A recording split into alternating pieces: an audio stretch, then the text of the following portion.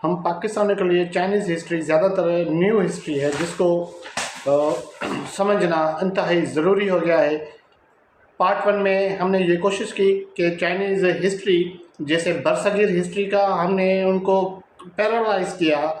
Parallel history के साथ लेके चाइनीज़ हिस्ट्री को हमने ट्रेस किया। वो पार्ट 1 में आप देख सकते हैं। आज की इस वीडियो में जब डायनेस्टिक जो पीरियड था 2132 ईयर्स, जो जू डायनेस्टी से चिंग डायनेस्टी थी, और चिंग डायनेस्टी के जो आखिर में जो एंडिंग ईयर्स थे उस वक्त चाइना की क्या हालात थे, और जो चाइनीज़ आज कहते हैं कि सेंचुरी ऑफ ह्यूमिलिएशन, वो सेंचुरी ऑफ ह्यूमिलिएशन क्या थी, और रिपब्लिक ऑफ चाइना का बुनियाद कैसे डाला गया। सेम हिस्ट्री जैसे मुग़ल पावर में आए, मुग़ल के बाद जब औरंगज़ेब की डेथ हो गई 1706 में, तो ये वो वक्त था जब यूरोपियन पावर्स वो they were very sound and they were expanding their area of influence.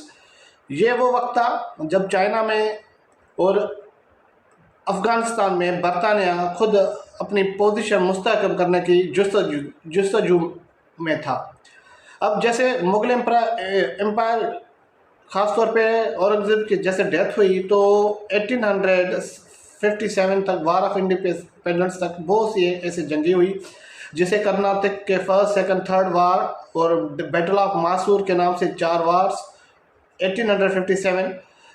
Battle of Plessis जो बंगाल वार, और उसके बाद सिंध पे कब्जा 1843 और 1849 पे सिंध और पंजाब और केपी पे कब्जा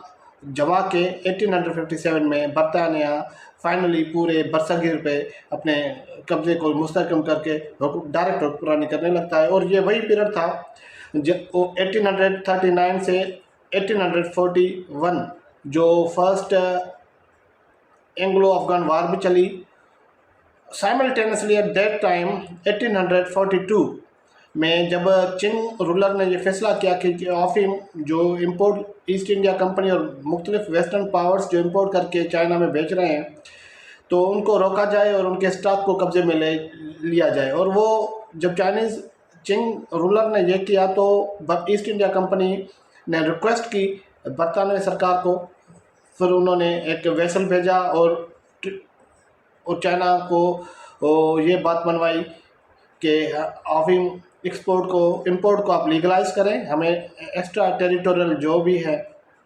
प्रिविलेजेस है वो भी दें, हमें टैरिफ में कंसेशंस दें, जिन्हें हमें फर्स्ट अफीम वार कहते हैं 1842। और 1842 से 1912 तक जो डायनेस्टिक पीरियड था उसमें 21 ट्रीटीज़ हुए, जिसे चाइना आज 21st सेंचुरी में सेंचुरी ऑफ ह्यूमिलिएशन कहता है। जो 1900 निस से 1200 सेंचुरी के शुरुआत तक जो 25 ट्रीटीज़ हुई, 21 डायनेस्टी चिंग डायनेस्टी में और 4 रिपब्लिक ऑफ चाइना में हुई, जिस पे वेस्टर्न पावर्स जिसमें फ्रांस, बरतानिया, अमेरिका, पोर्चुगीज़, जापान ये फोर्स करते हैं, अमेरिका ये फोर्स करते हैं चाइना को कि वो उन अपने पोर्ट्स खोलें। पोर्ट्स इसलिए खोलें कि जब चिंग और मिंग डायनेस्टी थी, जो मिंग डायनेस्टी जो 1369 से 1644 तक, और मिंग डायनेस्टी और चिंग डायनेस्टी जो थी 1644 से 1912 तक थी। तो ये वो वक्त था जब चिंग और चिंग रूलर ने ये सोचा कि जो भी बाहर से चीज़ें आती हैं अगर वो बाहर से न मंगवाई जाएँ तो चाइना इतनी कैपेसिटी रखता है कि वो अपने जो भी मुल्क की ज़रूरियात हैं उनको पूरा कर सके। और जो फॉरेन ट्रेड जो वेसल्स के ज़रिए होता था उन पे पाबंदी लगा ली, और जिसे हम कैंटन सिस्टम कहते हैं। वो कैंटन सिस्टम में यह भी था कि उन्होंने ये जांच लिया था कि यूरोपियन पावर्स जो है उनके पास जदीद टेक्नोलॉजी है, अगर वो ये सिस्टम जारी रहा तो वो चाइना पे कब्ज़ा कर लेंगे। लेकिन वो कब्ज़ा 1842 से 1912 जब रिपब्लिक ऑफ चाइना का वजूद हुआ तो ये सारे पावर्स हैं जो इम्पोज की ट्रीटीज़ चाइना के विशेष के ख़िलाफ़, उनको अनइक्वल ट्रीटीज़ कहते हैं या सेंचुरी ऑफ ह्यूमिलिएशन कहते हैं। इसी दौर में 1860 में चिंग रूलर ने यह फैसला किया कि जब मुसलसल उन पे ट्रीटीज इम्पोज की जा रही थी तो उन्होंने अपनी मिलिट्री को मॉडर्नाइज करने की कोशिश की और वो मॉडर्नाइज 2 दहाइयों में वो मॉडर्नाइज कर लिया। लेकिन 1895 में जब उनके साथ जापान के साथ लड़ाई हो जाती है, जो ट्रीटी ऑफ शिमनोस्की पे ख़त्म हो जाती है, जिसमें चाइना फौज को शिकस्त आ जाती है, तो ये बात चिंग रूलर्स को लगती है कि जदीद टेक्नोलॉजी के साथ चाइनीज़ सोसाइटी को मॉडर्नाइज किया जाए। और उसी 1898 में चिंग रूलर 100 डेज ऑफ रिफॉर्म्स पे पैकेज देता है, जिसमें इकोनॉमी को मॉडर्नाइज, मिलिट्री को मॉडर्नाइज और सोसाइटी को, एजुकेशन को मॉडर्नाइज करने के पैकेजेस होते हैं। लेकिन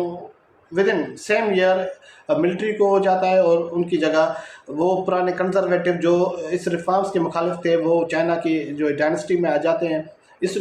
तरह जो चाइनीज़ में एक तो पहले से जो रिवॉल्ट्स थी, टैपिंग रिवॉल्ट,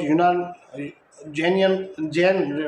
रिवॉल्ट और यूनान रिवॉल्ट, जो इंटरनली हारे के खिलाफ थी और जो एक्सटर्नल ये यूरोपियन पावर्स अपने पावर मनवा रहे थे, ये वो सारी बातें थी। और जो रिफॉर्म्स चाइनीज़ चिंग रूलर देने की कोशिश कर रहे थे और उनको अपने ही डायनेस्टी, अपने ही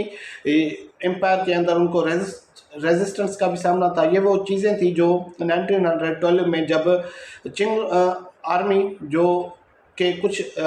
सिपाही जब वो बगावत करते हैं, तो उसी साइड में